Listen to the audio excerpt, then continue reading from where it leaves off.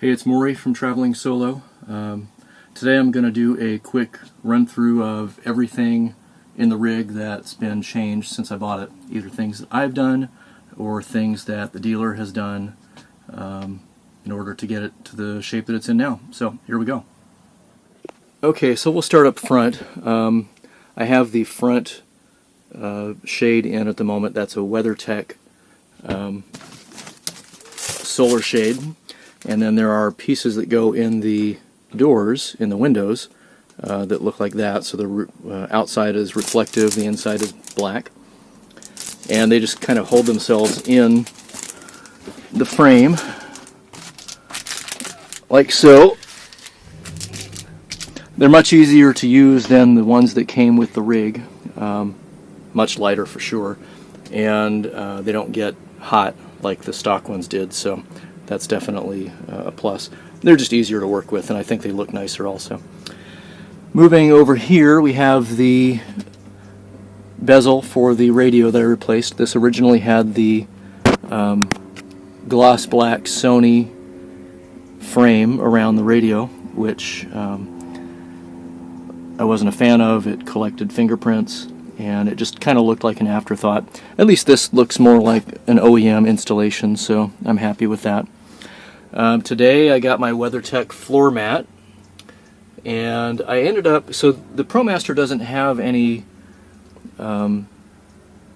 hooks or anything on the floor to keep a floor mat in place, so I ended up putting a couple of screws in, one here and one on the other side, and that seems to do the trick. It doesn't require a lot.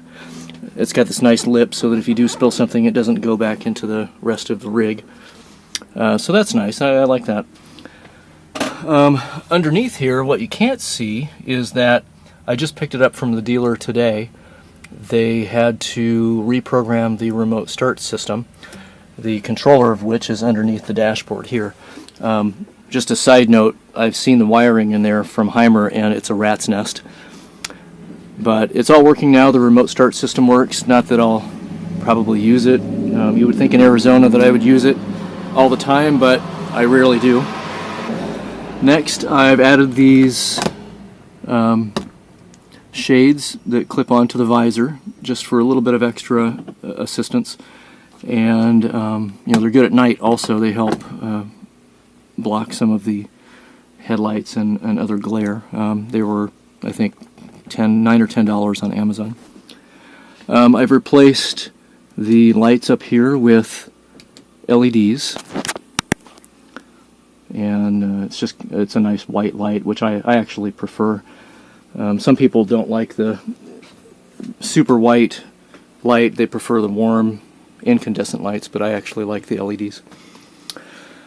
Moving over to this side, well, I'm not going to pull everything apart, but when I bought the rig, or when I picked it up, I discovered that the HDMI cable coming from the DVD player was bad.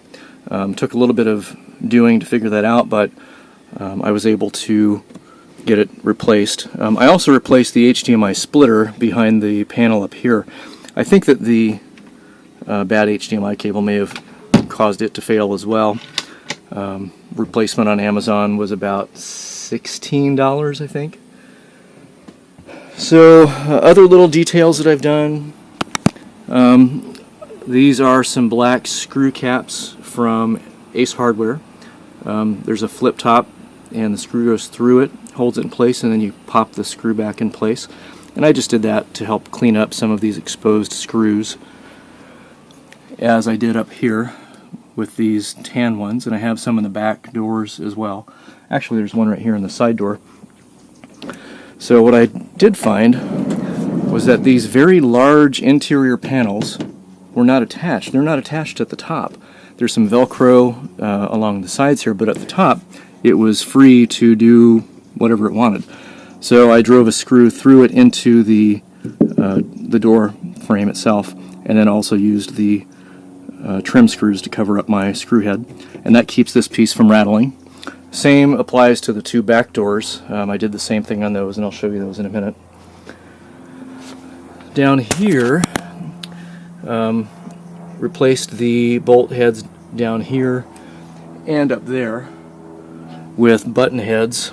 the stock bolts that are originally here were making contact with the plastic frame for the sliding screen door.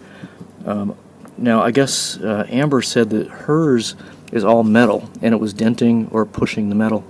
I think a revision has been this plastic to address that instead of changing out the bolts from Hymer.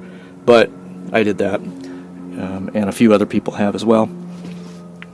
Moving back, I have tightened up things as I go. I've put washers on all of the hardware for the pulls.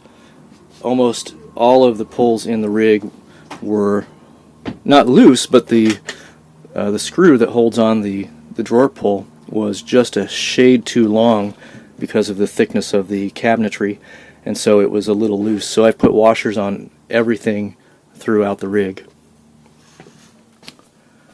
Moving back, we'll open the back door here, and you'll see where I drove the screw through up here as well, again to keep that solid and in place. It's going to be a little dark down here. I don't have a light, but I did install a safe. It fits very snugly over the electronics cabinet, and it's just an Amazon Basics safe, a little hotel safe. It fits perfectly, and it's screwed to the back so that if somebody wants it, they're going to get it, but it's not going to be easy, and it's going to be difficult to find it to begin with. So I think that was a good addition also. Back here, the latch for the bed was out of alignment, so it would actually push further back than it was supposed to. It wasn't latching. So what I ended up doing was installing a large piece of felt with adhesive on it onto the back of the latch body itself, and then screwing it back into place. And that brought it off of the frame just enough for this latch to properly hold it. And then I also put a couple of washers behind here to angle it just slightly to bring it out. And so now when it latches, not only does it latch, but it's fairly secure. This is a hook from up front where I put the MT50 solar controller, which I will go show you now. So this was one of the first projects that I did. This runs back to the solar controller in the electronics cabinet that we were just looking at. It was about $36 or $38 on Amazon, and it gives you a current reading of how much power is coming from the panels, how much is going into the batteries, current charge state, and there are various options that you can go through that tell you how it's doing. And then there's also an alarm function, so if there's an issue with the system, it will alarm for you. Back here, this was today's project. I took the spare tire off. I have a flat repair kit, a puncture repair kit, and a compressor now. So I think that the functionality will be the part that I want the most. And the likelihood of me trying to pull the tire down and replace it on the side of the road instead of calling roadside assistance is pretty small. Unless I'm in the middle of nowhere, which I shouldn't be in this thing anyway, I'll probably just call and wait for someone. So the other thing that they did at the dealer today was, and I'll get up underneath here, the installation of the underhood generator shroud, which you see here, this big plastic piece. It was missing when I picked up my rig. Not sure why. It could have been broken in transit, but they ordered that from Hymer and installed that today, or yesterday rather, while they were working on the remote start. Also, if we go back to the back, before I took the rig into the dealer, I installed, and you can probably see them there, the Sumo Springs. I'm very happy with them. They definitely make an improvement, especially over dips in the road. The recovery time is substantially improved. So I definitely think that was a good idea. The license plate frame I had to tighten up. All of these screws were loose, which seems to be common. And everything that Hymer did, all of the screws, or a lot of them were loose, missing, a couple were stripped. I have this locked at the moment, but the trim ring on the inside of the cassette toilet door was not secured, so I secured that, and I also put in some additional weather stripping behind the door itself. And there you have it. There's probably some things that I've done that I'm missing, but a lot of it just has to do with general fit and finish, tightening things down, making sure things aren't rattling, kind of addressing all of those little details that matter to me, and together they make a big difference. So I hope this has been helpful. If you have anything that you want to see specifically, or if there's anything that you want additional information on, let me know in the comments, and I'm happy to respond. Alright guys, well that's it for now. Until next time, I'm leaving on Sunday for my first trip, headed up the Pacific Coast Highway to Washington. So I will produce some content while I'm on the road, but until then, have a great day.